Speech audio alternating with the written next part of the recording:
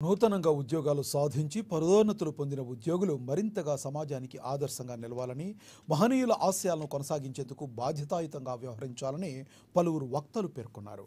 ఆదిలాబాద్ జిల్లా కేంద్రంలోని న్యూ అంబేద్కర్ భవనంలో మాదిగ జాగృతి సంఘ ఆధ్వర్యంలో ఉద్యోగుల ఆత్మీయ సమ్మేళనాన్ని నిర్వహించారు.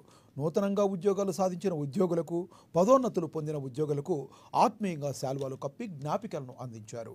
మహనీయుల చిత్రపటాలకి పూలమాలలు సమర్పించి కొవ్వొత్తులతో నివాళులు అర్పించారు.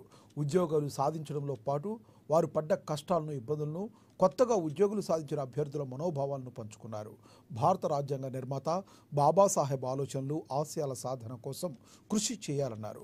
రానున్న తరాలకు అవగాహన కల్పిస్తూ వారికి మార్గదర్శకంగా నిలవాలని కోరారు. నూతనంగా వివిధ ప్రభుత్వ శాఖల్లో ఉద్యోగాలు సాధించిన 20 మంది ఉద్యోగులను సత్కరించారు.